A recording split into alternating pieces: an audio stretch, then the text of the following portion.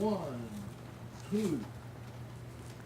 This is Laurie Penney with Paulding.com, and I am here with Michael James, who is running for state representative for District 19.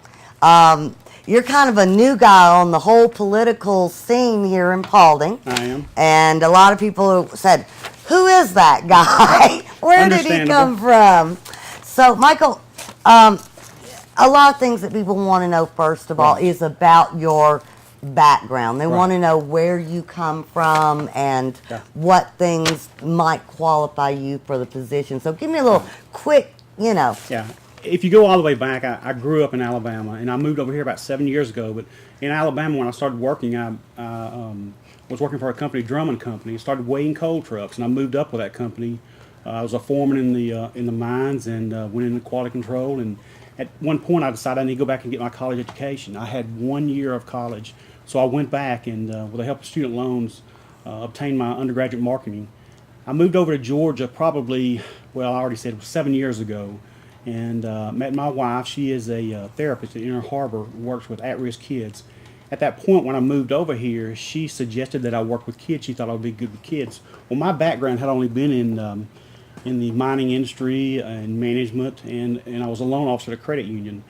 So in that transfer over here from Alabama to Georgia, I decided to go to work as a counselor at a place at Inner Harbor, had a Rock Mart location. It's where they had children that had been abused. The specific group I worked with were males that had been sexually abused.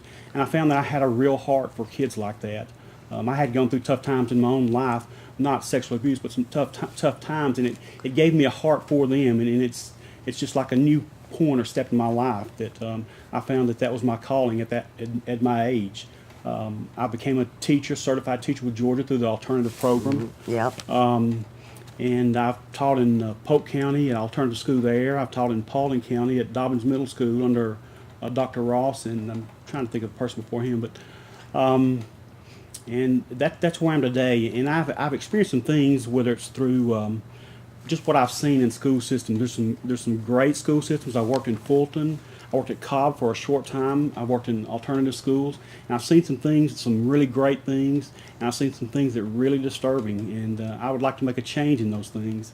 And I've always had a passion, kind of changing channels, but I've always had a passion about crime and feeling safe in your community, and a real strong passion about the problems that drugs in the community cause, and that, I think that led me, Laurie, to want to get in and get in political office and make a difference. I'm working on a very small budget.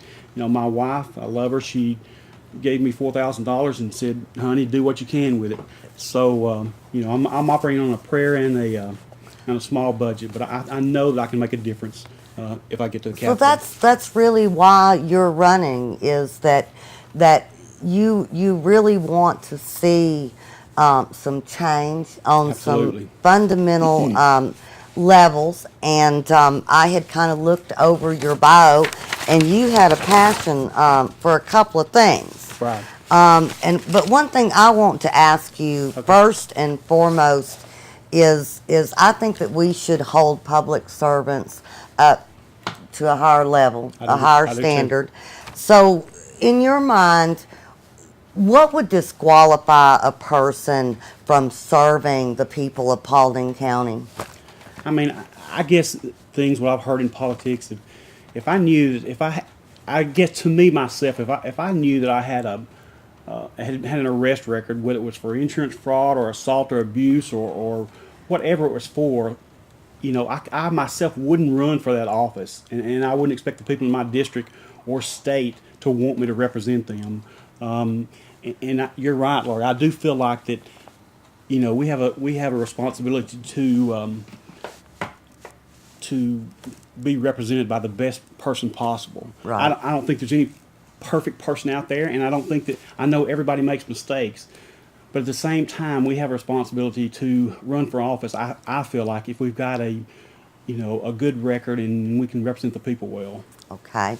That's a pretty good answer. I agree with that. And we've had this, and I know you're keeping up now with local politics very Right, well. I am. So I'm going to ask the relevant question before everybody else does. Okay. Do you have any tax liens against you? No, not that I know. No, I don't. I have had some financial hardships. One, I was assaulted by a student at a residential psychiatric facility I worked at, and was out of work for a year. And I think that's where I got a real passion about insurance and how tough it can be if you're out of work and having to fight insurance companies to cover something that's legitimate. And I know there's a lot of fraud in the insurance business and in workman's comp, but I also saw the other side of that. But to say that is to say that, just like I said, people have mistakes, and you can't always just pull yourself up by the bootstraps. You need help at times. So, I have had financial problems at times.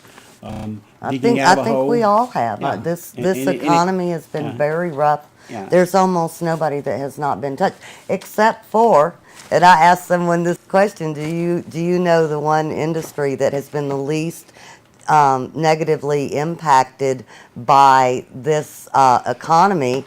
And you just answered the question. Do you know which one that is? Probably the insurance company. Insurance companies have been the least I'm affected sure, and by I know, the economy. yeah, I'm sorry, and I know, Yep. Lord, that they do a good job for a lot of people, but I have a real hot spot in my heart about making sure that insurance companies and financial institutions are held accountable for the way they operate. And yes, I know they're up against fraud and other things, but I also think that coin, there's another side of that coin too, and they need to be held accountable. There's some changes that need to be made. Fantastic. So I wanted to ask you another passion that you have, and we can understand that with a little bit of your background is law enforcement, is the way that we treat criminals in Right. this state, and you're very passionate about it. Tell me a little bit about our legal system and how you feel about incarceration in Georgia. I feel like I've got a real strong passion, and if you read my bio, if you go on Paulding.com and read what I put on there,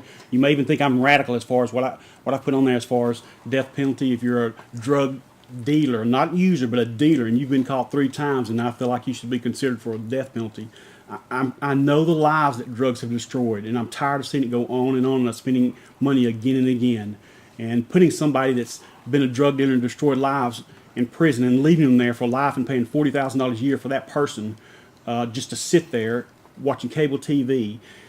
And to say that, I don't want to sound like I'm not compassionate about them. I am, and I do want it in our prisons. I want to make sure that they're taken care of and they're protected. I am an advocate for that also. So I hate to sound like I'm on two sides of the coin. I'm not, but I'm tired of citizens of District 19 and the state being at fear whether their child is going to be molested or whether they're going to be destroyed with drugs. And those are the things that I really want to target.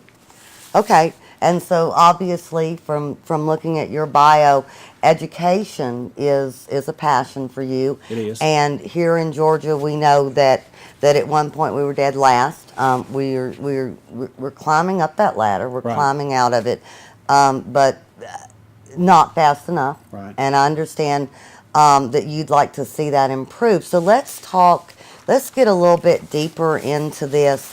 As far as when we send you up there, we are going to want you to write bills. Right. So what I want to know is I want some details about a bill that you feel is going to change this, to improve our education system, not just in Paulding, but all through Georgia.